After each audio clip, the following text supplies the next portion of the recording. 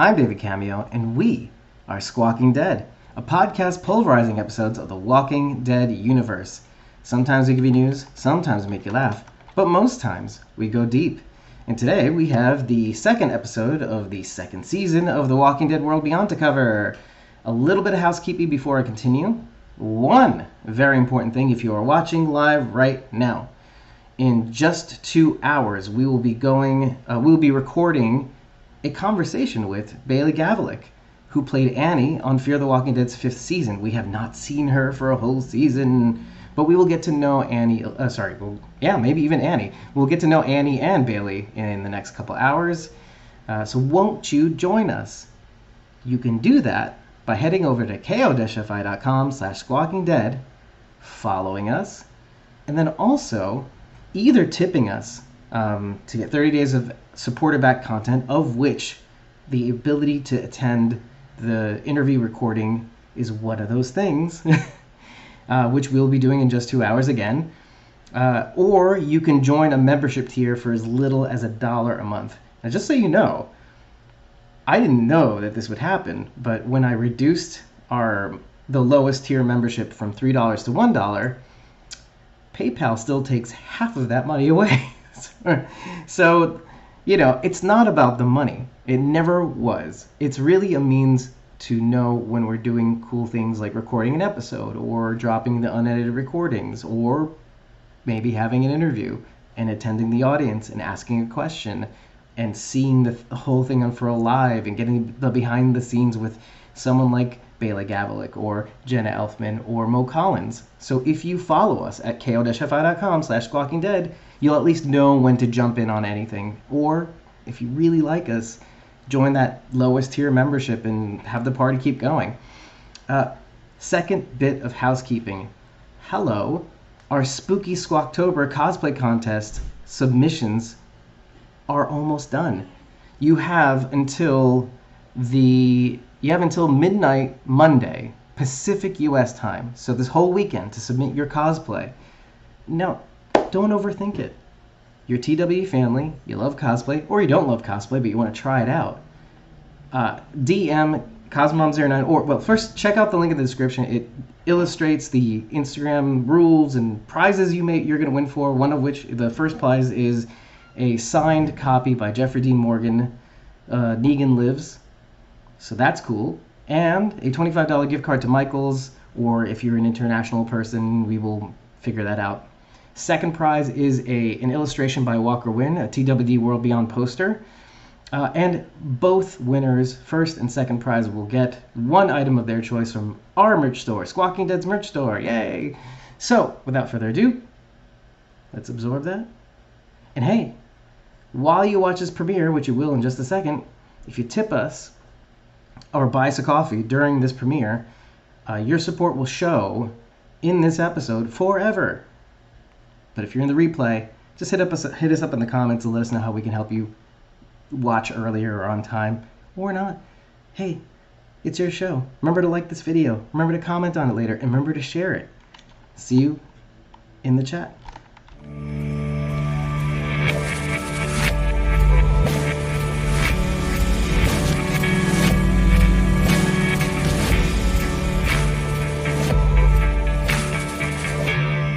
We are Squawking Dead, a podcast pulverizing episodes of the Walking Dead universe. Sometimes we give you news, sometimes we make you laugh, but most times, sigh. We go deep.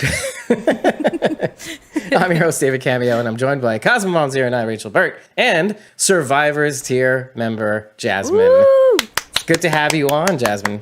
She's in her inaugural hosting role today. This is great. It's awesome. She knows Love having you here. She knows how this works. We have to embarrass her a little bit. Is that your dorm room, I guess? Yeah. Yeah, at university. See, Jasmine's a university student. TWD right. aficionado and June enthusiast. June-thusiast. Knowledge is power.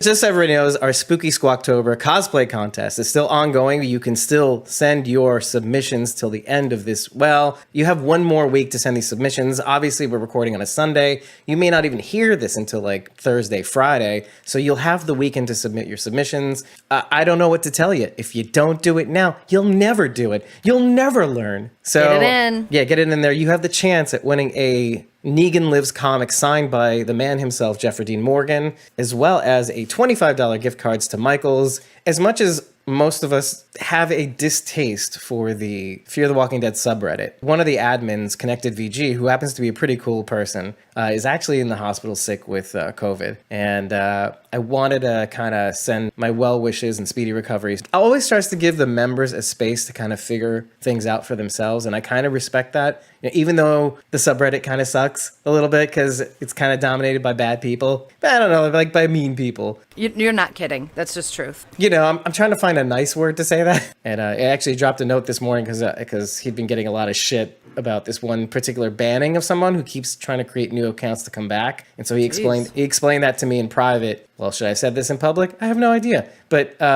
he thanked me for defending him and his decision, and it was really nice. And you know, and meanwhile, like he's like, I wish I respond to you sooner, but I'm in the hospital with COVID. I'm like, what? Jeez. It took you only several hours. Only. It's not like it was a week. It's like, oh my gosh. I apologize for not. Okay, get better. Get better, you dummy. You know, I'm going to clip this out and send this to him now, too.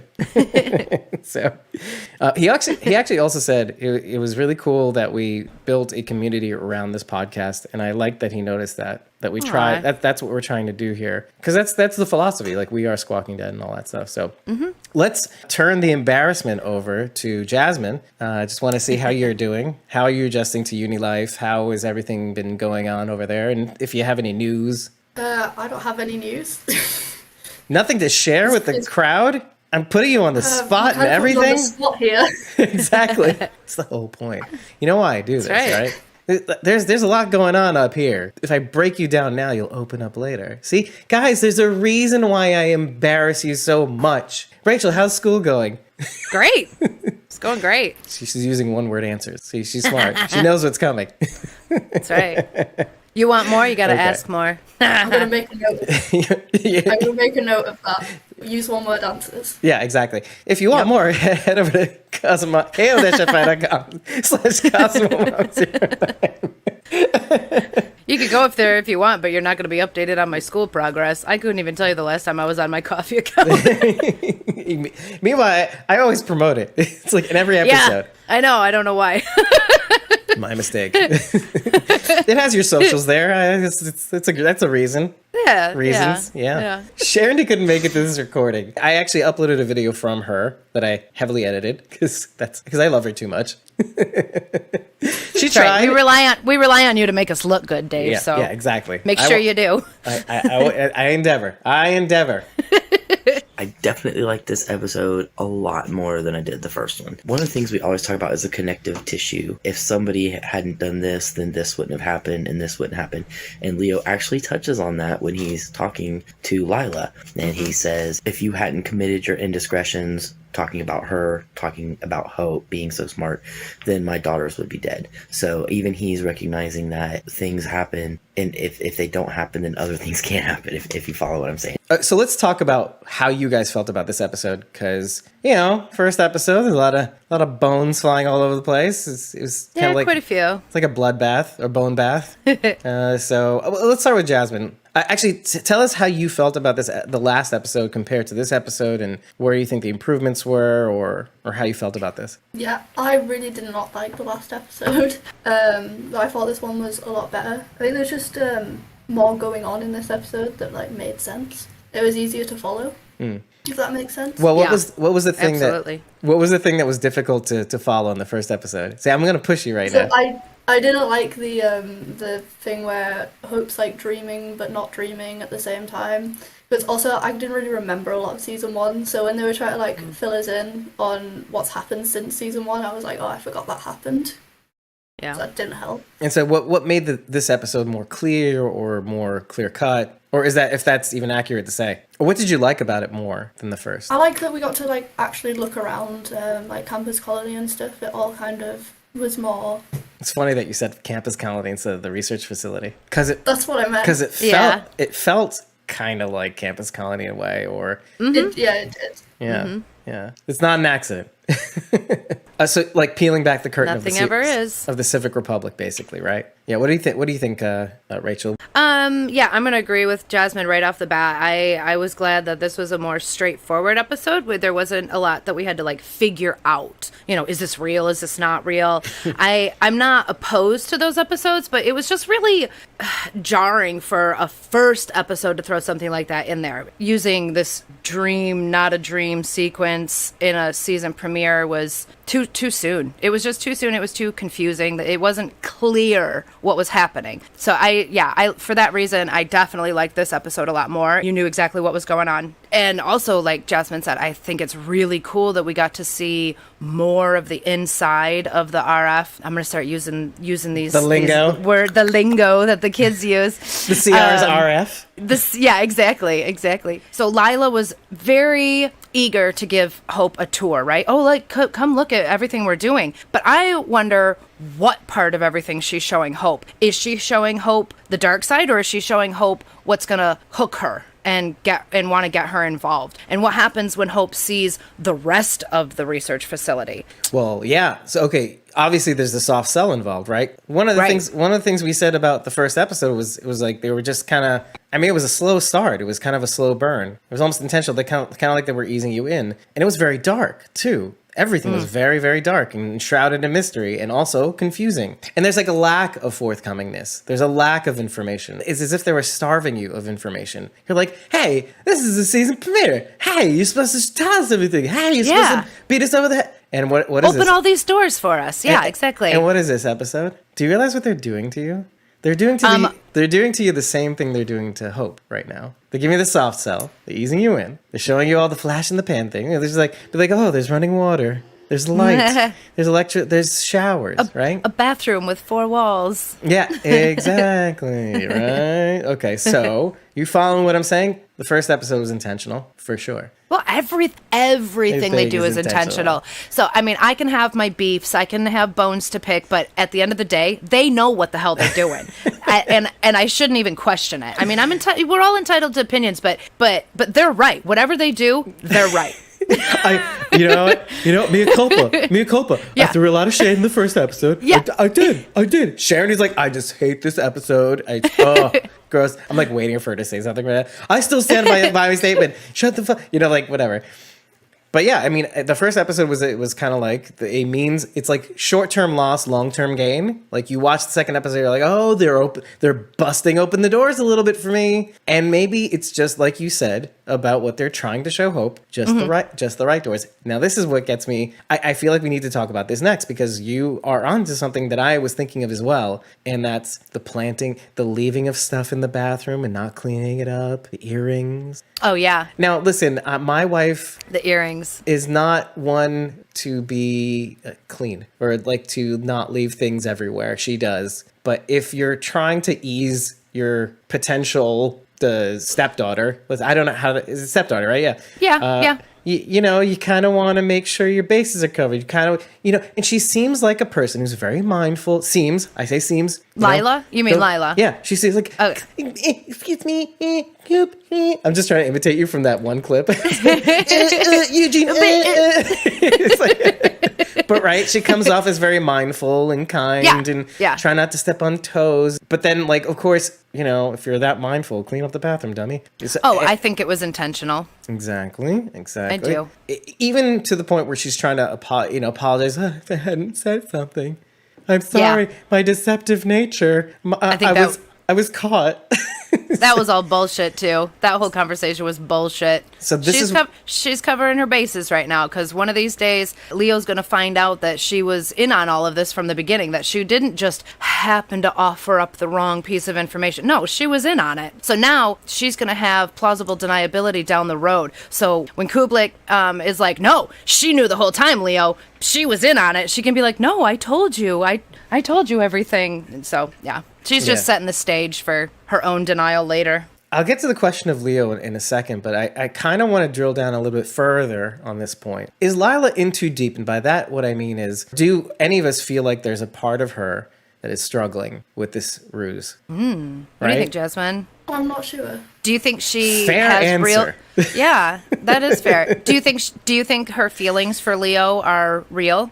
I think there's definitely feelings for Leo, but she's trying to balance like having the feelings for Leo and then also, sticking with the story. We do see a little bit of this in season 1. She's looking out into Samuel Abbott, Walker, Sam, at whatever stage he's in. Mm-hmm. I feel like that's something we need to bring up at some point, constantly. And she's having that pretend conversation with Leo at first, and about her admitting to her admissions. Either it's her practicing her speech in order to be convincing spy or whatever it is, or maybe there is a bit of a concern. Maybe there is a bit of some sort of conflict. Either way, we find out at the end when she's talking to Elizabeth Ormond. No, when she's talking to Elizabeth Kublik. Lieutenant Colonel. We see her at the end with her, and it's like, oh, that's what you're for. Okay, all right, okay, trying to get him on their side, etc. And look, I get it. Both Lila and Leo appear to be not true believers, but like they believe in the cause. I mean, Leo in his video opens up about being a partner. Yeah. Which I note the language because partner, meaning I'm equal. I'm just another alliance member. I'm not subservient to the Civic Republic. Hey, we're buddies, right? Here, we're partners. Right. I don't know if that's still the case because when did he record that? In 2 months, he's done more than most people in however long. Say it'd have to be, I would assume, a couple of months after he got to CR. Yeah. When did he leave? 2 months means that it's 2 weeks after they left Campus Colony into their wild journey. Because remember, 6 weeks. They were out there for 6 weeks, a month and 2 weeks. Did we ever drill down how long Leo and Will had been gone before the show even started? We did, and I all I know is that Huck's been there, and I love how they reiterate. Okay, let me back up. I love how to answer your question, let's start with they confirmed what we had actually figured out about Huck's mission to Campus Colony had been 2 years. We had figured that out based on the meeting with Will and Felix and how long they've been together and like how long Huck and Felix have had time to build their friendship. So that's cool. We're awesome. Cool. I don't have to recite that episode. I don't know. I don't know when it was. It was somewhere in last year. Whatever. Just go listen to all of them and you'll Just run across it. It's not that many. Yeah, right. They're not that long. But the only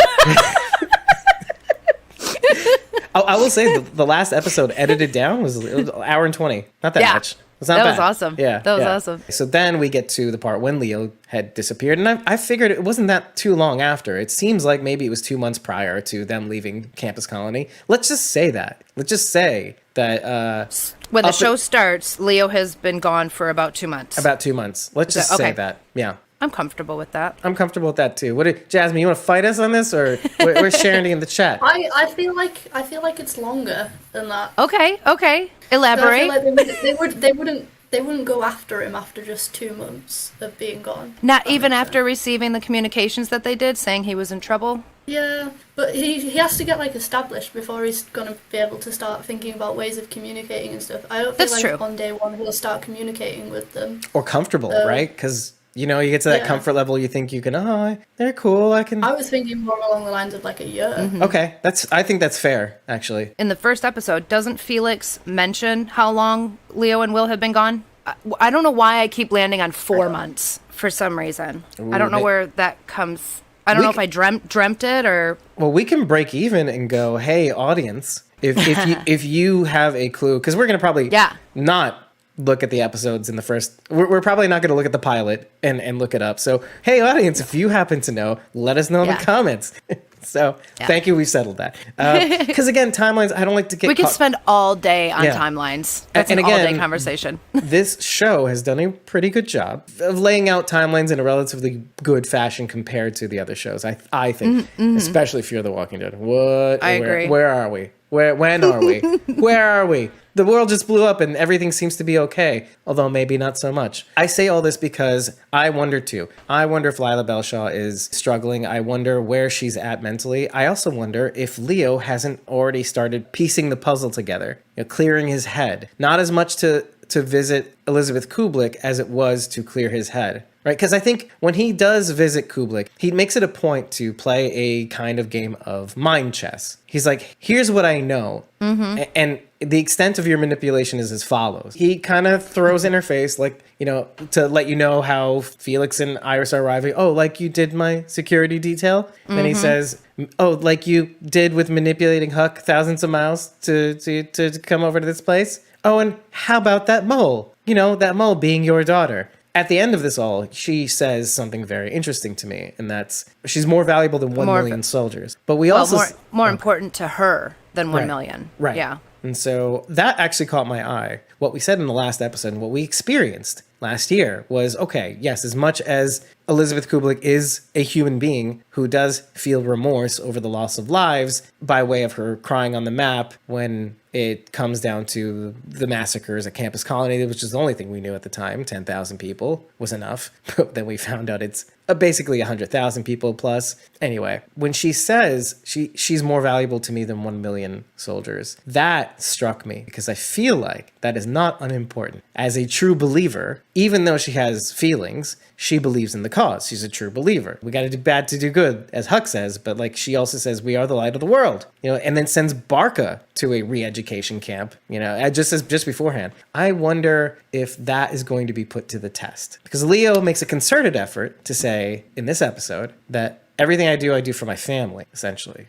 And I feel like he's not saying this unimportantly. In my opinion, I feel like his version of saving humanity is, I'm doing this all for my children. Felix, Iris, and Hope. I think Elizabeth Kublek is a soldier first and a mother second. I think she does love her daughter. However, I think that she's also an acceptable loss. If she didn't make it back from her mission, that's something that Elizabeth would have been prepared to deal with. So compared to Leo, and Leo would be devastated. He would never, and his daughters would never be an acceptable loss. Whereas Elizabeth, the soldier, he what? He wouldn't be an acceptable loss either. Oh, no. Well, no. I mean, he is very important to the future. Like, the CR, I don't think, would consider him an acceptable loss. His brain is worth more than 1 million soldiers. I want to think that Elizabeth does, in fact, care about her daughter. I don't know that I have any proof of that. I just hope that she does. That's a very important point, what you just said, because I was almost thinking, oh, yeah, well, maybe they're going to play with that. My daughter's more valuable to me than 1 million, because maybe she's lying. Absolutely. But she knows that those words would hold weight with Leo. So she says it. She uses what she needs to. I take your point. She's a master manipulator. See, I was confused because Hook was staying at that camp that's like outside the CRM. The perimeter? Yeah. So I want to know, why was she living there if her mum is in the research place? Okay, so one of the things that we said, I love that you said this because it's like I couldn't have set it up better. One of the things we had said last year was that the folks at the perimeter. So why do they know Huck? Why do they know Jennifer Malik? Yeah, and why does she know where they are? And why? Why? Exactly. We theorized last year, and look, we could be horribly wrong.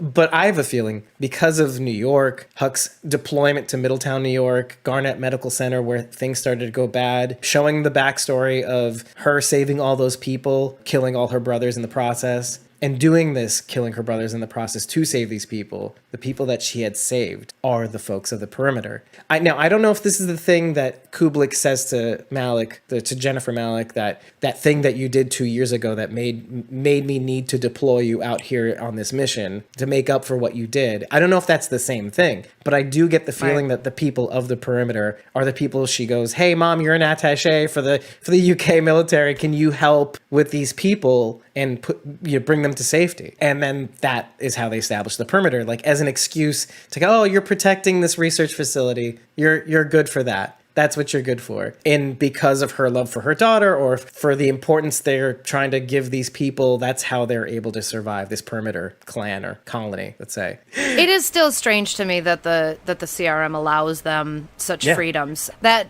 is still confusing. It's cool because it allows people a sanctuary, but at the same time, it's like, why? Why would the CRM allow this? Right, because in the back of your mind, you're like thinking, why do they need this if they have the manpower? Or maybe they don't. Maybe they're spread way too thin. I don't know. But the fact that it's weird to us should be a good signal to us to say, that's weird. Why? And it could be that having it be civilians protecting the research facility. I mean, it's kind of like what Hope said earlier. She goes, I expected more guard dogs and watchtowers. Yeah. But maybe the whole point is maybe the Civic Republic military recognizes that in order for people to be productive, they have to back off to the point where they're far away so they can feel comfortable giving them what is referred to in this episode, and I refuse to get it out of my brain, something Lila says to Leo, no useful data here goes to waste. Yeah. And so that is something that is just like alarm bells, like, oh, now let's take that statement, put it everywhere. And so when Hope says,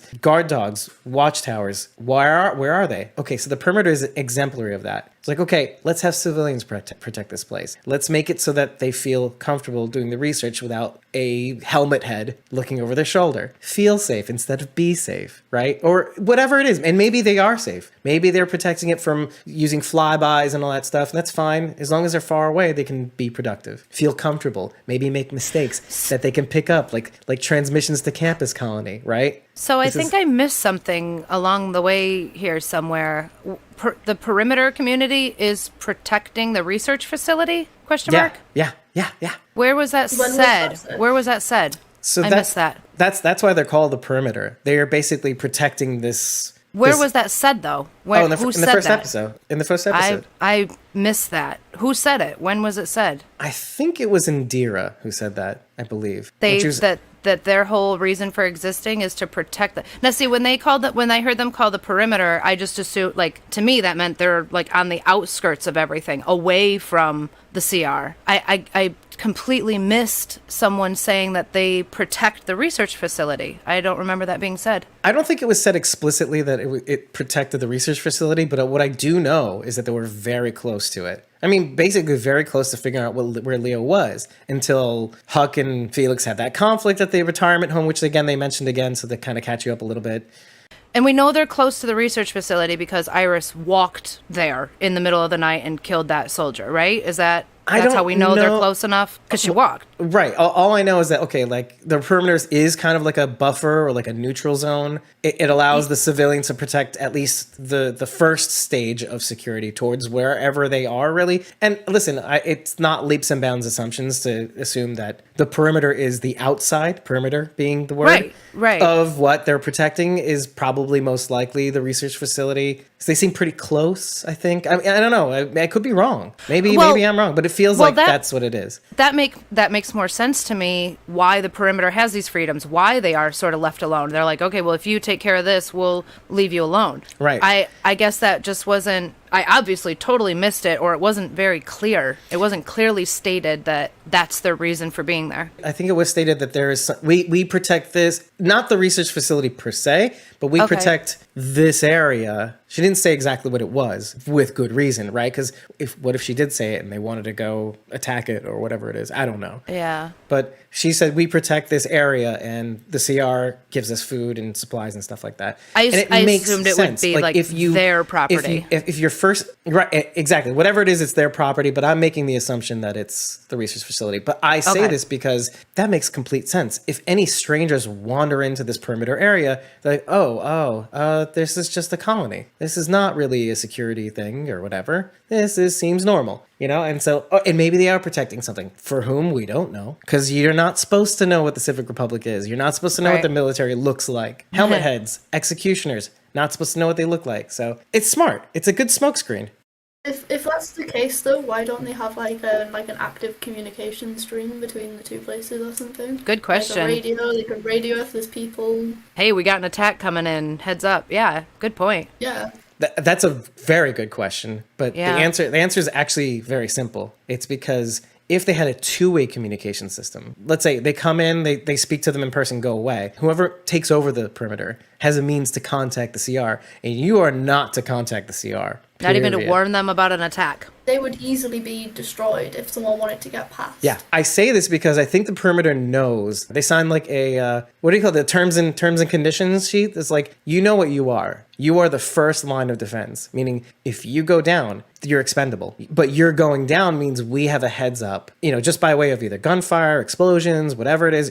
It's like plausible deniability. We will see them coming. You'll be the smokescreen. And when you go down, because it seems like they're in a valley, they're in a low position. When you go down, that's it. Now we know to pack our shit and go. And we'll have enough time to do that. But in exchange, here's food, here's supplies. You can be an artist community, whatever you want to do. Whatever hippy dippy shit you want to do. This makes sense when it comes to like community building. You can't do everything yourself. I mean, there is an intelligence to it. Do you want it so that your soldiers are out in the open, protecting a facility that may be vulnerable, especially if you're the Civic Republic military? Like, no, we don't want people to know who we are, what we're doing, to even find the research facility. So you want as much buffer as possible. But they do still have soldiers out on patrol. So At they are night. doubling it up. Yeah, it seems like they only do it at night, not during the day where they can be spotted. And it's shoot to kill. As soon as they hear a sound, they kill animals, they kill whatever, walkers, of course. Except for Felix. Felix can be as loud as he wants and not be killed at all. That's, very interesting that you say that, because if you hear the subtitles or watch and hear the subtitles, he goes, oh shit. You can't just kill them out there when the walkers fall to the ground. He's like, oh, you got to catch them. So he runs out there and catches the second one. But he's like, don't let him hit the ground. We gotta catch him. You just made the clip. All right, Sharon, you got this? You're writing this down, right? Well, Sharon says, and then he drops it anyway. But he drops it. Yeah. He drops it gingerly. It's funny but how he drops. But he lets it fall and he lets it fall gently instead of thuds to the floor. I'm not gonna pick this. See, here's the thing. Thuds. Here's the thing that bugs me the most. Okay, my God. where the sound and Foley come in. Foley is, for those who don't know, Foley is like when you make sounds to sound like other things for the sake of the show, because the mics aren't going to pick up everything, and also the real life sounds aren't always as impactful as made up sounds. That's Foley. So there were parts where the Foley came in too hot, or the dialogue came in too hot, and then there were really important parts like near the end where Iris and Felix are having this important conversation about Iris saying, "I wasn't scared. I was just saying I would have been disappointed if I didn't get a chance to hit back." And Felix is like, yeah, I agree. But that whole dialogue was like, there were parts where I could barely make it out because over the sound of like the wind or whatever, or the water or whatever it was. And then like at night with this night shoot, maybe it's on set, maybe it's outside, whatever. It was a little too loud, right? Mm-hmm. It was too much. So I don't know if they're just trying to figure things out. And I don't know if it wasn't COVID too. That's another thing that we have to keep in mind. There is COVID filming going on here. There are people standing 6 feet apart from one another while they're talking to each other, except for the walkers because they have full blown masks on. No. But you get it. You get it. You can pick this show apart, but like it was just hilarious. It is hilarious. At the end of the day, it didn't affect the storyline at all. They didn't actually hear them or anything. But it's like, could you be any louder? No, I don't think you could.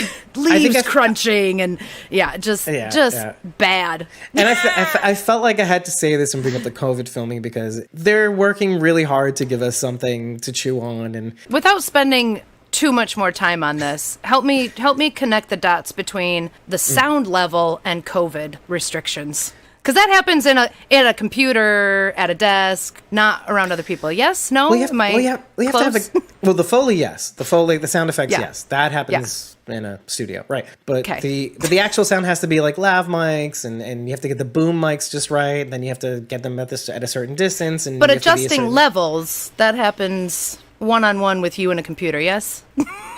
Well, it happens first in person.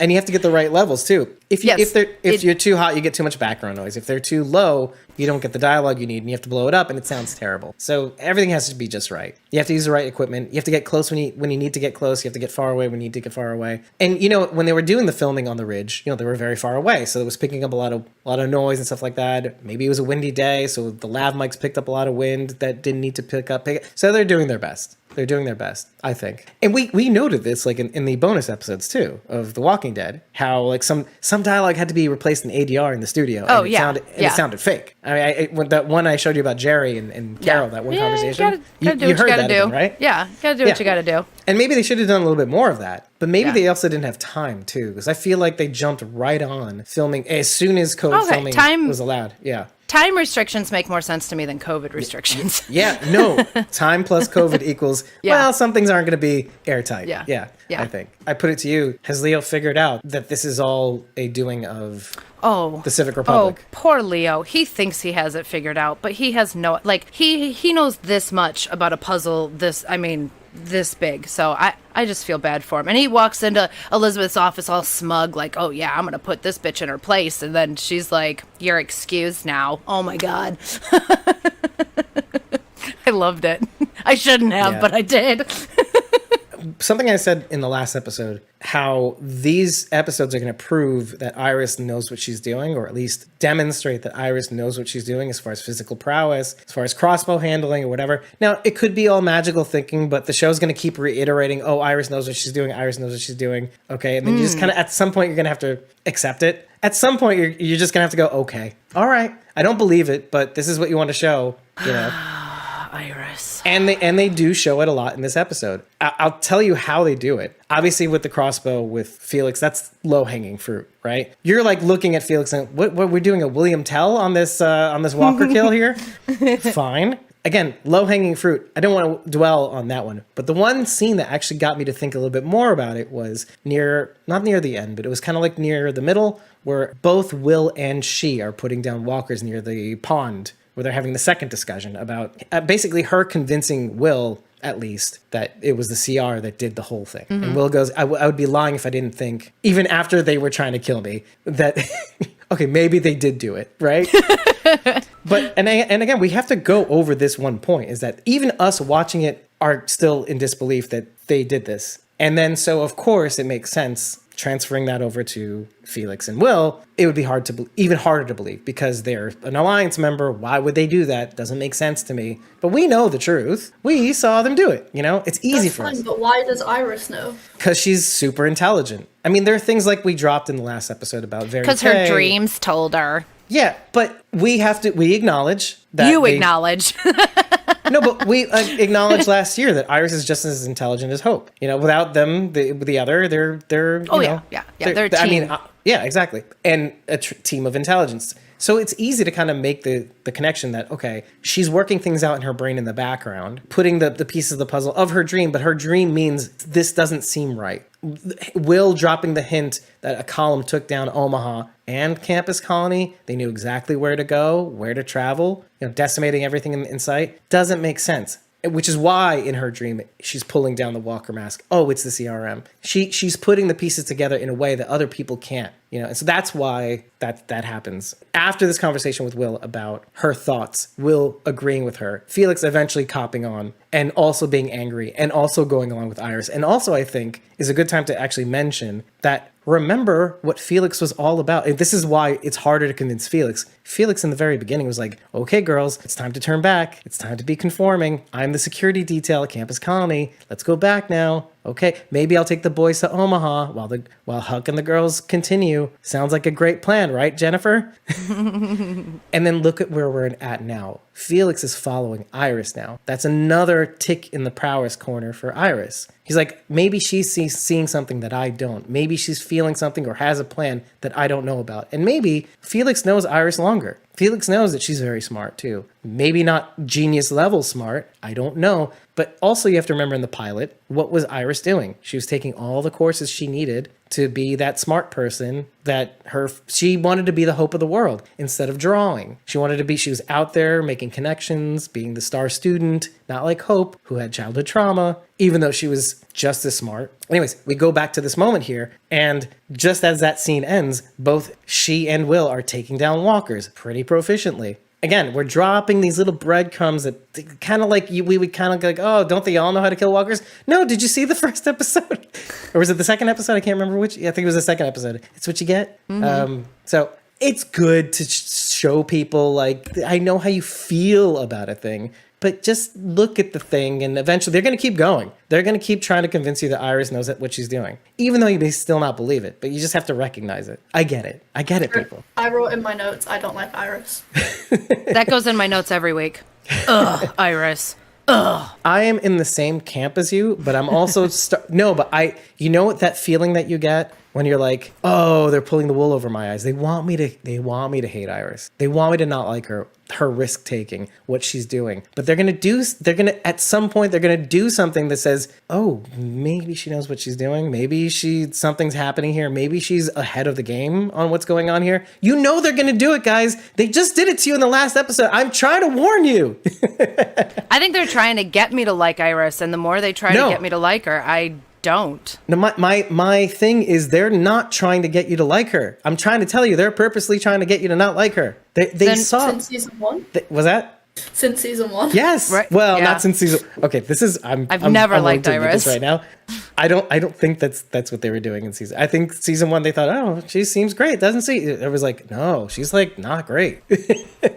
So now they're steering into the skid. They're like, okay, audience, you don't like Iris. Thank you. We'll really make you not like her now. Well, then they're doing a great job. They're doing a wonderful job because I cannot stand her. Do you think that's what it is? I'm convinced at this point, only because of the way they're laying all this out. They want you to see her taking more risks and going, girl, why are you stupid? Did you listen to Michonne? Anger makes you stupid. Here's my thought process. Every time I think the show is trying to do something on purpose, the first thing I ask myself is, why? To what end? Like, why would they want me to hate Iris? What would be the reason? At this rate. Yeah. Right? Why do they want me to dislike this character so hard right now? Is it because later she's gonna make a flip and save everybody? Because I'm telling you right now, that ain't gonna get me to like her. I don't know about liking. Liking seems extreme. It may break even and go, hey, I know you didn't like her, but it seems like she's like a thing. Like, it seems like she knows what she's doing. Doesn't mean you still. The more right she is, the more I dislike her. Every time she's right about something, I'm like, fucking, whatever. What the fuck ever. Well, drill down on that. Do you mean like, what do you mean about right? Specifically the CRM, like the CRM thing. Yeah, Okay. Specifically right now, my beef is that, like, the whole dream thing. why? Okay, I understand what you're saying. Okay, I get what you're saying, and I totally understand it, and I absolutely believe it, too. I do think she's intelligent enough to recognize patterns. She hears clues and uses that information, kind of like what Lila said. No useful data goes to waste. Iris takes all of that in, and she makes sense of the information that she has. What I don't like, and this is just a TV thing versus real life thing, she is so convinced that she's right. It's not even a theory. Like, she's not posing it as a theory. She's stating it as fact when it's really just a theory of hers. Right. I think that's what's irritating me. And I think we have to acknowledge this, is that maybe the damage has already been done from season 1. Is that possible? Because as you were talking, I'm like, I don't think that's enough. I don't think it's enough that she's so cocksure, you know? I think all of season, my building of the hatred for Iris in season 1 is definitely contributing to that. But I just don't like how she's very cocky. Who does that sound like from Morgan? season 1? And Strand. Well, okay, we might as well steer into that skid because Sharon did say Morgan. Did she? Fucking yeah, that's right. Great minds. Hell yeah. Within the context of the show, who did that sound a lot more like? That sounded a lot more like Hope in the first season. Very cocksure, very arrogant. Got herself put in campus colony jail, and Felix had to kind of like, well, sis, looks like you done did bad again. It's like, so, same thing. We're contrasting, we're paralleling, but I will say, I think it is more the damage is done part than it is the other thing. But that was only one season. They have a whole season to kind of turn you around. I'm hoping they do. As much as I'm okay with my expectations being turned over, I feel like it's my duty as a podcaster to point these things out, to go, hey, they're trying to get you to not like her. Risk propensity, let's say. They're trying to get you to be like, this is what Michonne warned us about. The stupid gets killed. I mean, guys, come on. But we have all this front-loaded knowledge that will screw with us when things go differently. And when they do, you're like, okay, fine, okay. And you may find yourself later on going, fine, I guess I like her. Fine. I'm just saying. Anything's possible. And here's the worst part about all of this, is that it is kind of like the conversation that Leo has with Kublek. Kubrick is saying, we did a psychological profile on you, you dimwit. I mean, you're a smart guy, but you're not smart in this respect. Right. Like we know that even though your daughters might be at risk and that you may even lose one of them, you'll still work towards humanity. You dope. We have you at the palm of our hands, you piece of shit. But when Leo hears all, it's kind of like when somebody tells you your future. Like, this is what you are. First of all, when anybody tells you what you are, do you automatically want to agree with them? First off, this is just a you and me thing. Like you, me, and Jasmine and Sharon D. That's a tough question to answer. I feel like I wouldn't But know. like when somebody tells you what you are, right? but in an antagonizing way. Like when someone tells you what you don't want to hear. Exactly. effectively, about yourself. Yeah. True or not. Doesn't matter if it's true or not. Your instinct is to disagree with them. Your Might be instinct more is difficult if it's something true. No, well, you're a special person. That is, I'm saying that in a very, very positive way. The fact that sometimes difficult to hear, not difficult to admit, but difficult to hear something true about yourself. Also, it's something like maybe that you're not aware of yet, and they bring it to light. Your instinct would definitely be to disagree. Yeah, very good point. Yeah. And then in the meanwhile, like even if it infects your mind, you know, even while it's infecting your mind after the fact, your mind is kind of like thinking, okay, maybe it's true, but now I have a means to change that. Or I thought about that and you happen to be wrong, which is entirely still possible. Because as they're having this conversation, I keep thinking to myself, does she know that humanity, in quotes, is really, it starts with my daughters. It starts with my son in Felix, let's say. I think she has that wrong. She has the motivations all wrong. She thinks she thinks it's altruistic. It's like she missed the forward that Hope sees in the Nebraska State paper. I think that's very clear with the conversation she's having with Lila, too. Lila's trying to convince Elizabeth why it's so important to have Hope here and get her on board. And Kubelik's just like, well, isn't that what you're here for? Aren't you supposed to keep him motivated and happy? And she's totally missing the boat on why saving humanity is important. It's for his family. And he's trying to tell her that. And she's like, no, the psychology doesn't lie. But what's great about this show and what they showed us in the beginning in the first season is that in some senses, why would a father leave his children to do this in a dead world? From our point of view, doesn't that seem a bit like, you know, aren't you abandoning your kids? Aren't you abandoning, you know, leaving them for we don't know what's going to happen to you. The crazy thing is I love how aware the Iris, Felix, and Hope are of this fact. Felix, he's like, yeah, he's going to be safe, but I believe in everything because I'm the security guy and this is my family. This is like, you know, my found family and I'm leaning in all the way because this is not what I had pre-apocalypse. Sure. But the girls are kind of like, listen, we've had the pleasure of walls, kind of like what Elizabeth says. And so when we see him go out there, it's like, but we're not stupid. We know what's going on out there. We know what happens. I say all this because we have to kind of be aware that the show has painted a picture of Leo Bennett that we could have. And that's, you know, the person that was willing to steal time away. I mean, Hope even has that conversation in the office, which they showed us in the last episode. Why she's so upset with him because he's going. Why are you going away from us? Is it because I did something? Is it because I got in trouble too many times? Is that why you're leaving? She knows that's not true, but she feels, you know, oh, but you shouldn't, right? But you shouldn't leave. This is a dead world. You shouldn't leave. We should be together. I don't know. I feel like this all has to go out on the table for when we try to understand Leo later on. And I feel like this is going to happen. Leo's going to cop on, or maybe he's already copped on. And I don't know that he has a choice, or maybe he's trying to figure out a way of having a choice. I really like the conversation that he has with Hope when he gives her little breakfast, her birthday breakfast, and he's talking about how even though he wanted to give her the freedom to choose her own path, he secretly wanted her to choose his. I thought that was really cute. Ooh, that was great. You know, I mean, that was like, aw. And then he continues on, and it gets even more heartbreaking because he's like, you know, now look at us. Here we are, stuck in the same place with no choices at all. I thought it was really cool that he was that open and honest with Hope about the CR this early on too. That could be kind of dangerous, but I think it really says a lot about how much he trusts Hope. And I mean, he knows his daughter. If she thinks something's shady, she's gonna dig around. That's just her nature, right? Like, she's sort of goes against the grain. She's the rebel, and so he knows that about her. And so by planting this in her brain, he might have an ally down the road in outing these people or escaping, or I don't know what his ultimate end goal would be, but he's trying to get Hope on board with whatever it is he wants to do down the road. I love you went to this conversation right after the last one, because it flows so nicely. And I'll tell you why.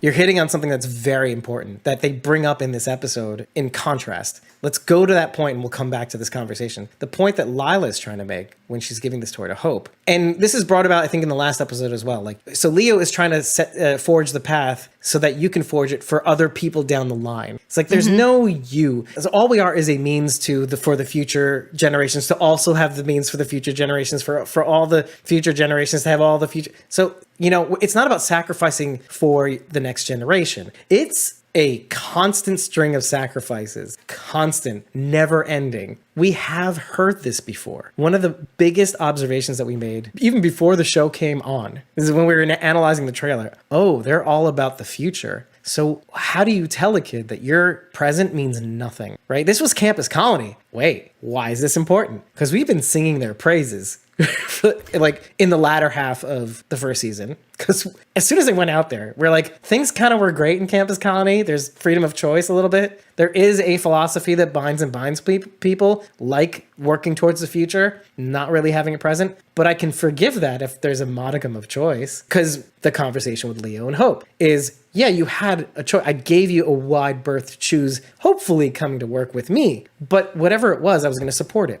It's good to kind of contrast these two things because we made that observation. It was a harsh one. We're like, oh, there must not be any freedom of choice in Campus Colony. Oh, that sucks. Now look at the Civic Republic. Oh, you don't not only not have a present, everything is about getting a foothold into the future. Every generation is a foothold. Every generation after that is a foothold. You have no present. All you are is future. And so it's nice to kind of contrast these. Like, can I have Campus Colony back, please? Can I have it back? Can I have, please, sir? I'd like to do that because when we come back to that conversation with Leo, there was something that in the conversation between Kubelik and Leo that alluded to, first of all that, the tour with Lila, Kubelik and Leo. And the impression that I got is when you take the reasoning behind Leo and we kind of extrapolate that it is for his daughters. See, most people, you're a parent, Rachel, you would agree. I am going to do whatever I can to set my son up for a better future. A direct individual connection to your offspring, right? The CR or the CRM, their whole thing is it's not about your one daughter or your son or your children. It's not about setting up your personal kin with a better future. It's about all of us. And that's how you have to think. And so they don't get that when they look at Leo. They don't understand that. He grew up, he was in Campus Colony. That's not how they worked. Yes, they had a future-looking philosophy, but there was still choice.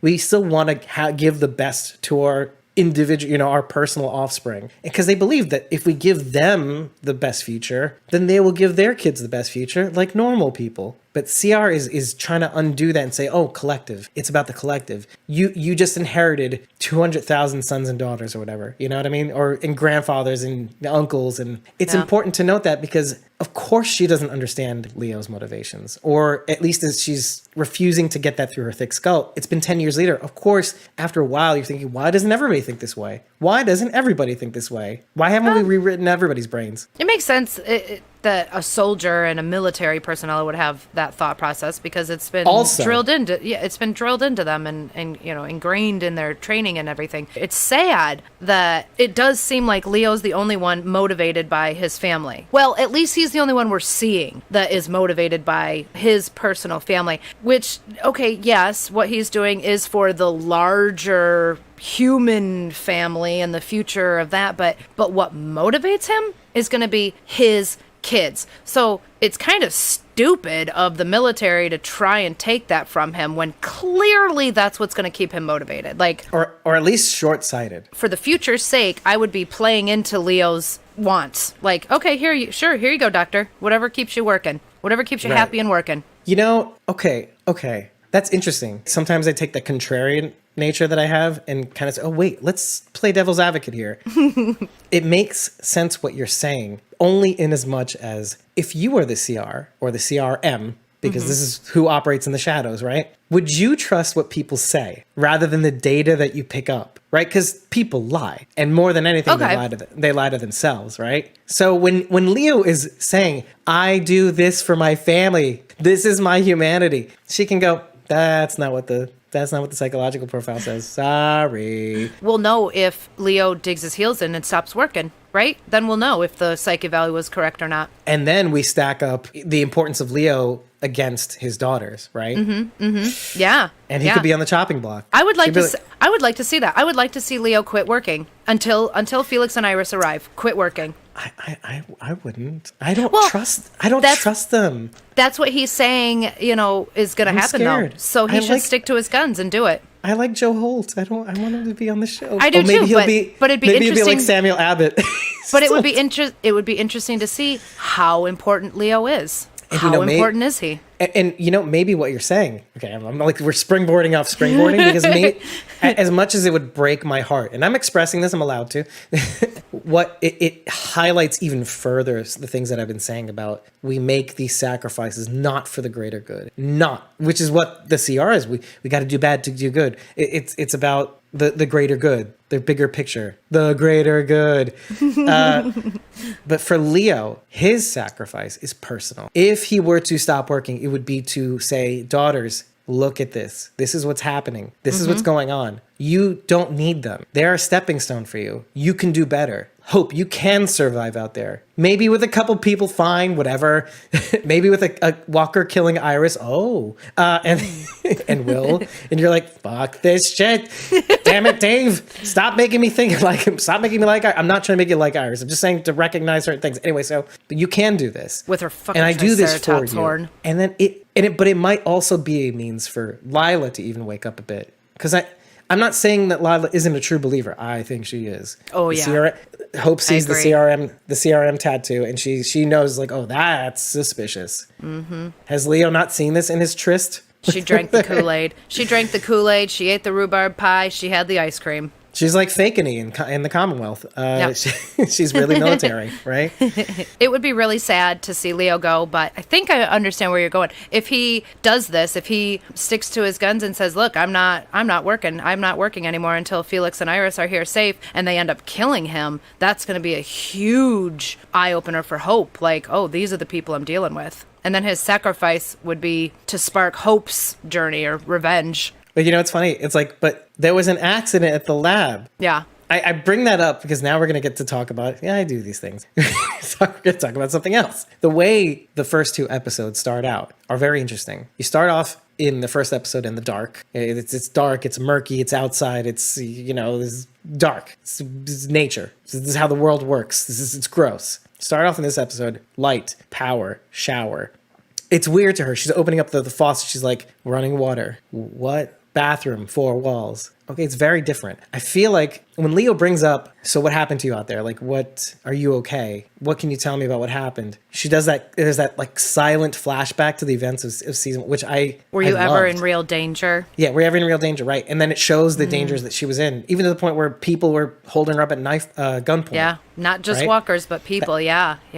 I love that there was no sounds in the flashback. There was like the hint of music too. It really was emotionally evocative to kind of really bring you up to speed about where Hope is at mentally, seeing all this convenience, seeing all the power and water that she didn't have while she was out there, enduring out there, and contrasting the two things. But I also see by the end of this episode a Hope that is protecting Iris and Felix. But also I think she's starting to see, and I'm a little worried about this, starting to see the benefits of this community. What do you guys think about that? Is it possible that Hope not necessarily drinks the Kool-Aid, but thinks, that she can step foot in both worlds, but ultimately siding with the CR in terms of you may not like them, they may have manipulated me, but that's the game. I think that she is going to start to see like the ways of the CRM, but I think that because of the conversations that she was having with Mason, I think they're going to have a bit of a connection, and he's going to kind of bring her onto the side of the CRM.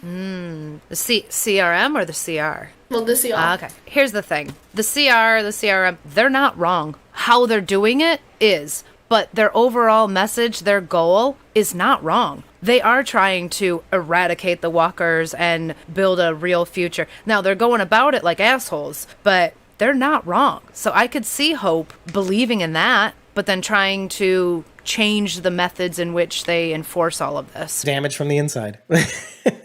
Do you think Hope could take over the CRM? This is going to go to my other observation, which was we have to always go back to the original premise of the show as proposed by Matt Negretti. 2 girls, 1 light, 1 dark, and ultimately may face off against one another. I'd like to see Huck take over the CRM. May end up well being. If we're proposing that Hope drinks a little bit of the Kool-Aid, enough to get her to say, hey, what am I going to do? This is how it is. And Iris seems to be on the path of, no, we can beat them. But what if them is also Hope? Right. Right? Right. So I say all this because then we go back to Iris' silent flashbacks. And one of the things that they flashed to was the Twin Walker. The Twin Walker? It was the 2 fused walkers in the BOG. Walking around yeah. Sorry. Okay. And they both kill that walker. Yeah, there's like the one time where they Yes. kind of unite and then they take down walkers together. Their first-ish walker kill. Which is a sort of, kind of, like an allegory, right? Oh, they're twins, they're taking out twins, But this is the season where they show us the contrast. You take the events of season 1, and then you flip them and you go through a dark mirror, and here's season 2 where, oh, now we're trying to take them apart. Now we're trying to get them to go against one another. Again, sort of, but in a whole different scale. We're dropping seeds here. We're dropping seeds. I don't like being manipulated like this. Now you know what it's like to be in the CR. Yeah. Good night, everybody. I don't like it either, but at the same time, I'm like, okay. This is the game you want to play, Negretti? This is the game. I mean, not bad. Well played. In a face off between Hope and Iris right now, I'd be rooting for Hope. But I know these fuckers, and by the end of the season, they're gonna do something. But why? And I know why. I just want you to say it. Like Why? Why would you root for Hope? Not because of the things you said earlier, but because of the reason, right? Well, I just don't like Iris. Oh, I was here. It's pretty simple. Trying to be generous of spirit and say, oh, no, what the CR is saying is right. You know, the thing that they need for the future. No, I just don't like Iris. Good night, everybody. There's no more need to talk about it. Yep, pretty simple. Right. But Right. I mean, sure, I could go a little deeper and say all of that. But at the end of the day, I really just don't like Iris. But now I'm. I'm sorry. No. Did I? Okay. No, I'm gonna not let. See, now I feel like I'm not. You've got me feeling like I don't like her because they want me not to like her. Now I'm like, well, fuck you, maybe I will like her just because you want me not to like her. But then But now you're saying that now. Now I'm like going crazy. I don't like being manipulated, you fuckers. I don't like it. I don't like it. I want to think for myself. I have very important news to tell you. I'm from the Civic Republic. You fucker. Okay. All right. Yeah. Okay. Well, let me say what Sharon D said first. Dave goes deep. ... Undercover. Undercover. We make deep undercover. I wanted to close the book on the conversation with Leo and Hope in that I love the little bit of campus colony philosophy of like, okay, individual freedom to pursue the future, even though that's what we should be pursuing, rather than collective pursuit. Oh, we tell you what to do so we can get a foothold. We tell you where you need to go, but no, campus colony, freedom. Okay, cool contrast. But there's a little bit of Leo going, I know how this world is like, but The Walking Dead makes it so that you can become your idealized or the self that you're meant to be. I feel like Leo had that flavor. I feel like he touched on something that he is aware of is disappearing, right? That's what The Walking Dead represents. The CR is saying, no, it is not a dead world that wasn't meant to be revived. No. And maybe further to the point, maybe we should make that new world in our own image. So it's like taking what the Commonwealth is trying to do, because Commonwealth is trying to bring things back to the way they were. The CR is like, no, we get it. And we said this in other episodes, but never so clearly because we have a clearer picture of what the TV show is trying to do. But the Civic Republic is saying, oh, no, we know we're going to eradicate, we're going to beat this dead world. And we're going to remake it in our own image, which is kind of like why I think, Rachel, you're like, no, they're not wrong. This world sucks. And the old world kind of sucks. Bella Vacanza, really? Really, Yumiko? Really?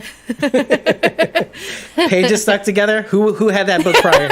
Who had that book beforehand? Somebody should have a word with them.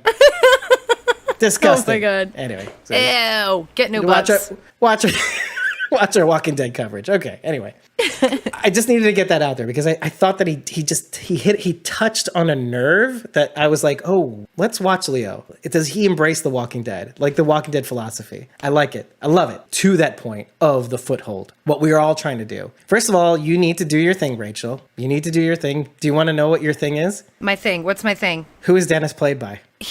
Oh, fuck. I remembered while we were watching. Agents of S.H.I.E.L.D. Yes. Oh, yeah. He was, fuck. Oh my God. I remembered while we were watching and then Here I am. And then it escaped. Giving Rachel the floor. I know, right? And I dropped the ball. He was always with Brianna. They were like a tag team on Agents of S.H.I.E.L.D., but I cannot think of his name. Dennis is actually played by Maximilian Osinski, who was in Agents of S.H.I.E.L.D., and he played Agent Davis. Who, as a tangential connection, was acting alongside Brianna Venskus, who was on The Walking Dead as Beatrice from Oceanside. Yep. Interesting, lovely connection. I always liked his character, Agent Dennis. Agent Dennis! Did I say it right? It was Agent Dennis. Agent Davis. Davis Dennis. Agent Dennis. I love it. Whatever, Agent Red Shirt, whatever. Okay. Yeah, pretty much. He did make it to the end, I think. Right? He had some lines. Yeah, he had lines. Yeah, I think he did relatively make it to the end, I think. Right? Yeah, they both made it to the final season. I like Agent Dennis better now. Well, I mean, maybe that's what he is, Agent Dennis on The Walking Dead World Beyond. I mean, right? He kind of is. Let's do something very uncharacteristically on the show. I can't believe I'm doing this. Attractive? Really? We're going there? Yeah, I feel like I have to go there. The brooding loner look with the hair in his face like this, like little emo look kind of thing going on here. Personally, not my taste. Not unattractive, but not my taste. Jasmine? Is an attractive individual, yeah. Okay. Just gauging the audience. Sharon D. in the those who don't know, Sharon D's in the audience. So I more enjoyed the looks he was giving Silas in the truck. Whenever Silas would try and ask a question and he'd shoot him a glance, that was my favorite part of Agent Dennis. Okay, great thing, because you're like, what is this stupid? Does he not get it? Right. It's like, right. Don't go for the knife, you dummy, or go to prison, and you won't have a foothold. And come on, man. It's a good thing that you're bringing this up because part of the raison d'etre of this guy is he just seems never-endingly bitter. He reminds me a lot of Jason Warner-Smith. What's it? Why am I drawing a blank? Gavin. Gavin from The Walking Dead. Gavin, thank you. I kept wanting to say Garrett. I'm like, that's not right. Gavin, yeah. Dennis reminds me a lot of Garrett. Just sort of towing the company line. I said Garrett again. I meant Gavin.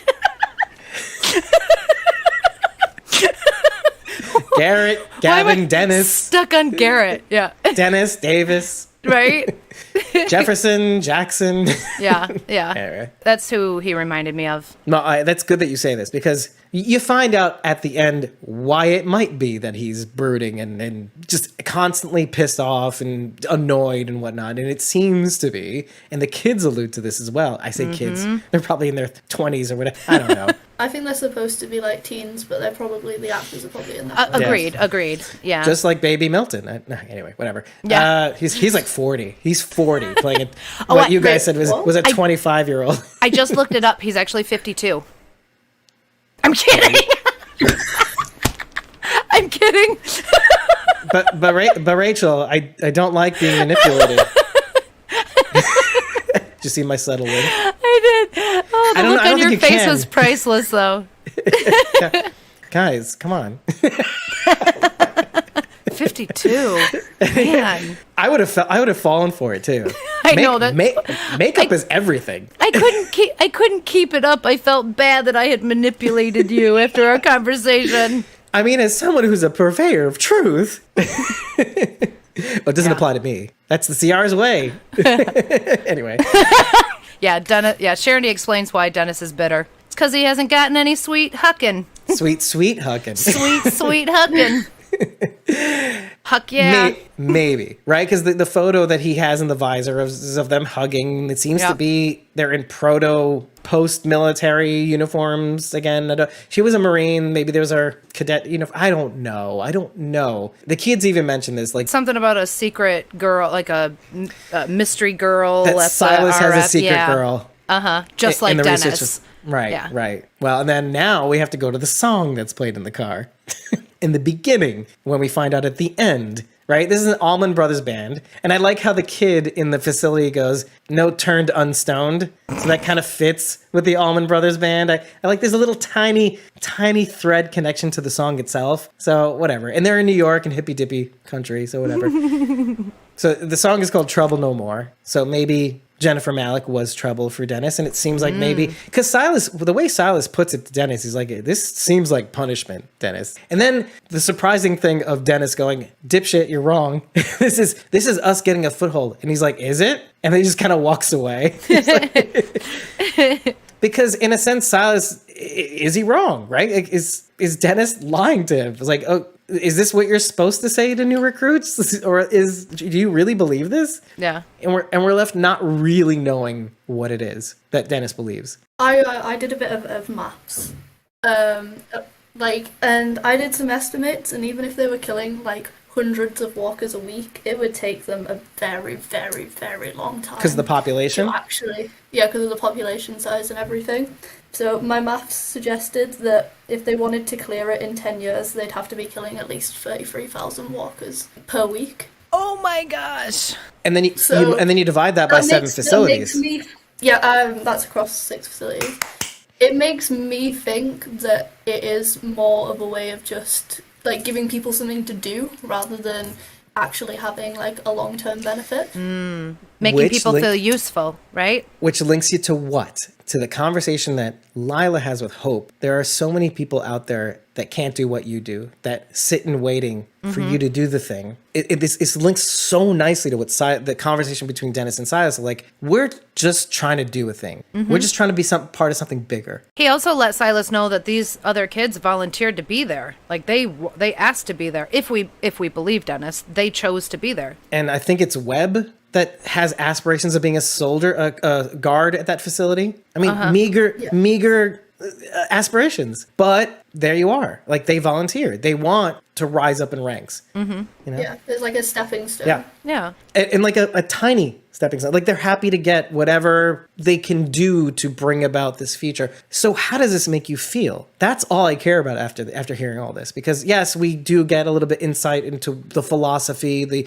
All of us are children, uncles, aunts, fathers, whatever. We're all doing this for everybody, not just our individual families. But how does this make you feel that they just want to be a part of the thing? We come into the series with the knowledge that these guys, they're shitty. They're just shitty. They do shitty things to people. And if they see you, they kill you. And then you hear all this. We probably won't ever get to see any portion of Silas's interrogation with the CRM, what they did or what they asked or any of that. All we know is what Elizabeth talked about, and she said that Silas was stonewalling. He's not giving anything up. So, and then all of a sudden we see him being transported to this body removal site. Why wouldn't they kill him? Why is Silas? I mean, I'm thankful. I'm so happy he's still around, but why is he here?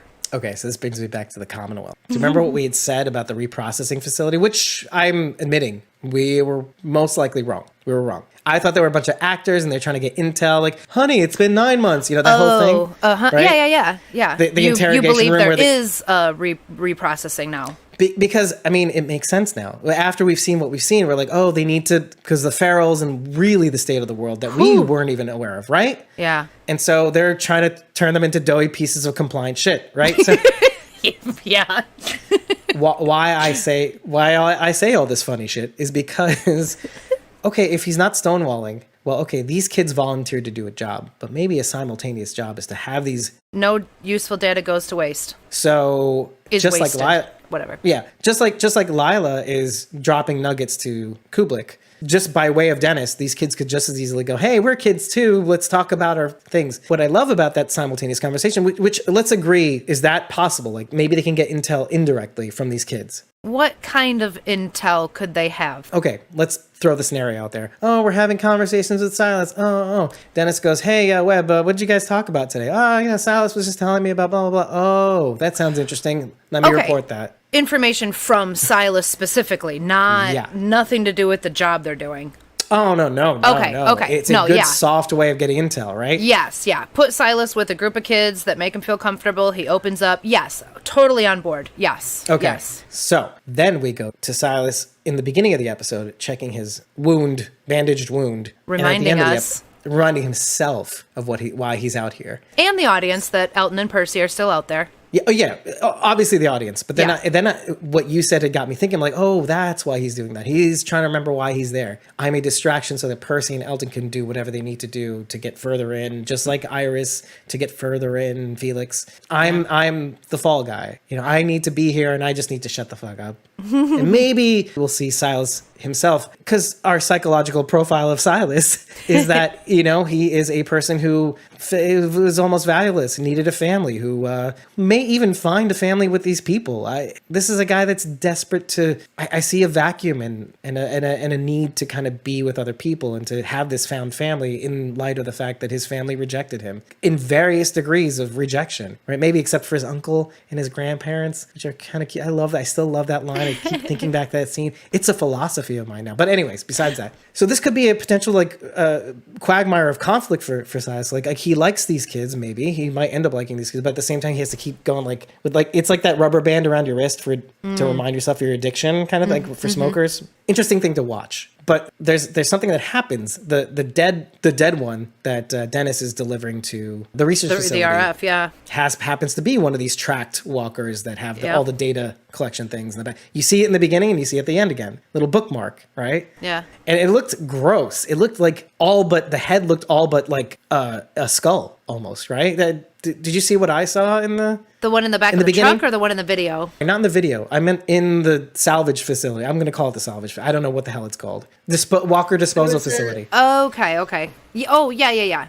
If you look at it in the shadows, the head looked all but decomposed completely, like a bone. Is that what they're calling a BO4? Yeah. Okay, that was what Sharon and I had kind of I wrote down all these things that the kids said, and I'm like, what in the? And then we were trying to figure out why there was a walker chained up in there, and we're like, well, it's not for security. Like what's a chained up walker gonna protect, And then he's like, oh yeah, we found a BO4 with a dead battery. I'm like, it's got. And then Sharon and I both were like, it's got to be that walker that we saw in the unit in there. Yeah. Yeah, it's like tagging a bear and releasing it to the wild and then tracking it, right? Yeah, exactly. And so it happened upon this facility so they can track migration patterns. Oh, wait, kind of like the first season, which Dr. Bavilar was doing with the spray paint. Oh, the yeah. orange, nice little callback. Okay. Yep. Okay. All right. They do science I forgot differently. about Dr. Bavilar.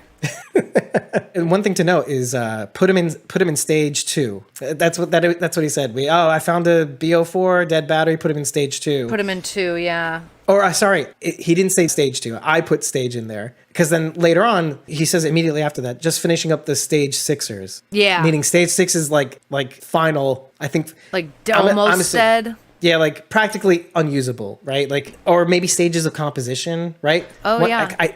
I say this because the number on Lila's badge is also like N6 or 6. Connection, I have no idea. Maybe that's levels. She deals in stage 6s, or I don't know. Just thought it was a nice little thing to kind of connect. I don't know what it means. Maybe you guys do. Who knows? No, I don't yet, but worth noting in the back of my head and look for it later. Now, if we're equating the numbers with the levels of decomposition, 6 would be pretty high, right? Mm-hmm. Personally, it didn't look like Dr. Abbott was too terribly decomposed. So I don't know if I could agree that it's that type of connection, but there might definitely be something connecting the number 6. Maybe. I have no idea. Yeah. It's worth I don't know why paying attention to, though. That's why, like I said out front, I don't know what that means. I just thought but it's maybe there's a connection there. Yeah. But it's there, and we know that they don't do anything that's not on purpose. So it's worth paying attention to. Absolutely. Yeah. Good catch. BO4. Good catch, David. I also think BO4 is the unit name. Like it's a BO4. It's being tracked, I also like the idea. Oh, okay. I also like the idea that it's like B4. Like kind of sounds as a play like... on words. Because the captions are like B, the letter B, O-O-H, and then 4 spelled out, right? Okay, my captions did the same thing. It wasn't O as in 0. It was O like O. Yeah, I'm like, is that wrong? Oh, yeah, exactly. I don't know. And what does BO stand for, if anything else? So body odor. Jerk. I really couldn't think of it. Low hanging fruit. Sorry. Biometric bioorganism 4. Yeah. Ding. I don't know. Maybe. Yeah, I don't know. Right. I don't know. That was my best effort, people. That's all I got. That's all I got, people. I was on the spot like that. And I hope we learn more from I these. feel like bioorganism is one word. Yeah. I told you that's all I got. biometric? It wasn't good enough. I know that. Biometric organizer? I don't know. Biodegradable organism. Ooh. That could work. We figured it out together. I'll share the credit on the research paper. Thank you very much. We all get the same A. Participation trophies for everybody. That's right. When Kubelik was talking to Leo, he says, my family's the most important thing in the world. And Kubelik says, yeah, that's what you said in your messages to them that we intercepted. And that made me think of Virginia telling John, yeah, that's what you said. I've read all your letters. Cameron made sure I did. And I just thought that was a fun little thing there. What? Okay, so, well, what do you think of that cool little parallel? Okay, fine, cool. Yep. Anything like you want it. to add to that before I say something? I think it's pretty clear, implying Elizabeth's the villain here.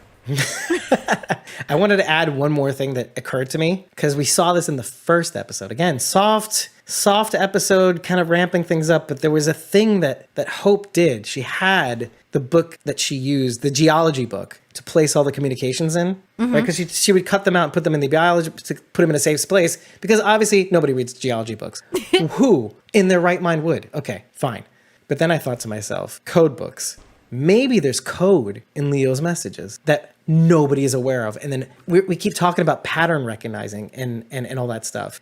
Leo may be playing a game with the girls. Like eventually they'll figure out what's going on. Maybe I'm gathering intel on what's going on. Maybe I'm giving them hints to like a cure or whatever. Because Elizabeth is just looking at the deception part of it, right? You did this thing that you shouldn't have done, but we're going to let you do it. It's kind of like why I was saying the perimeter is a buffer. It's a means to allow the scientists to research without the interference or this pervasive nature of security, right? So let them be free to create. But then we bring guys like Mason into the picture, who, let's talk about that just for a second. I said Mason ...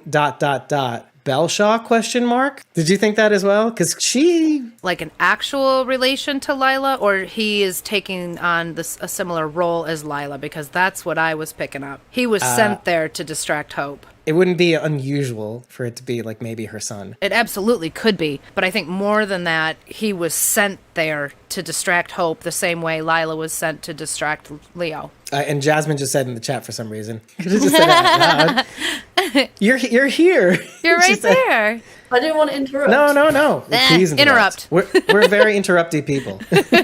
But you said definitely not me. I don't have a geology book. What are you majoring in uni right now?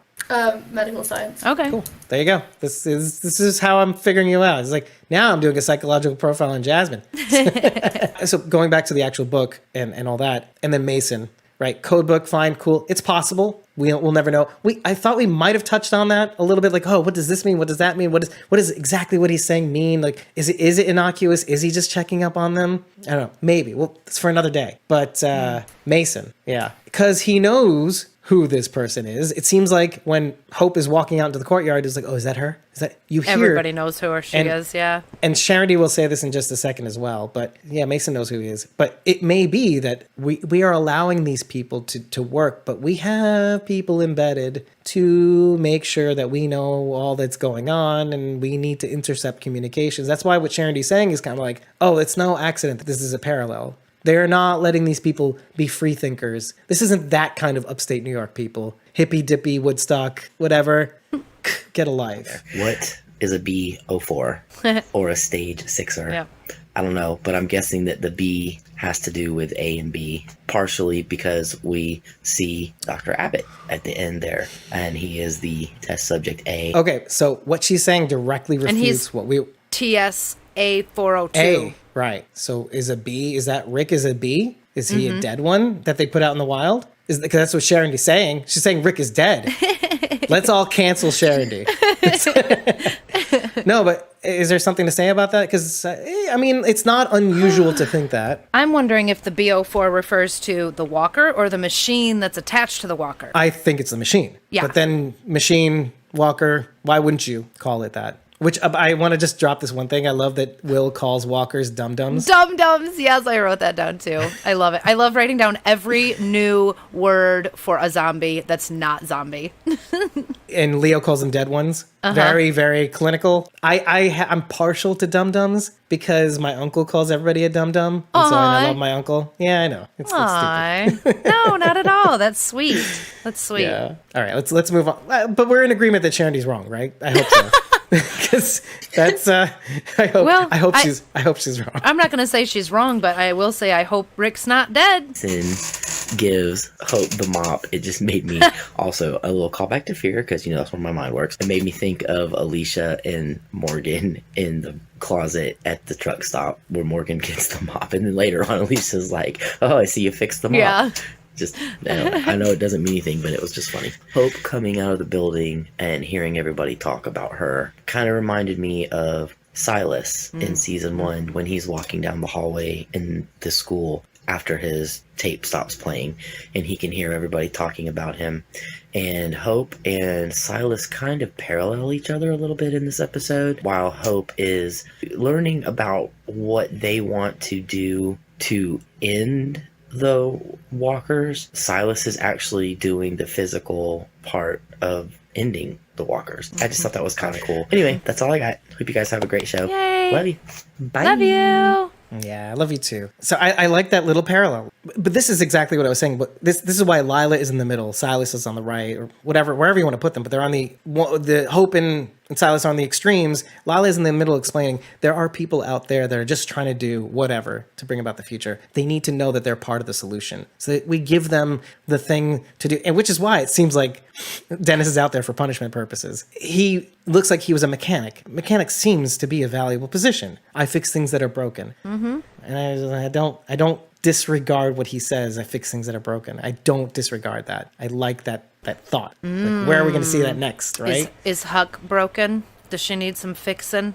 Find out next week in Jennifer Malick's vagina. Oh my God. I just want to note that the Allman Brothers Band song Trouble No More sounds like, and it's odd that you hear this at the beginning of the episode. I'm not going to go through the song. I'm just saying it right now. I promise you. She's like, everyone listen to it. Oh, he's going to go through the song. Oh, no, just listen to it, because it's odd that you hear this in the beginning of the song, because when you get to the end, you realize Huck is obviously involved with him in some capacity, maybe the trouble, maybe Middletown, New York, whatever. All I'm saying is you find out at the end, you have to go back to the beginning and watch the whole episode all over again so you can figure out that this song is all about girl, you trouble. Girl, you trouble. Oh, you're going to be kind to me now? Oh, now you got to go? Okay.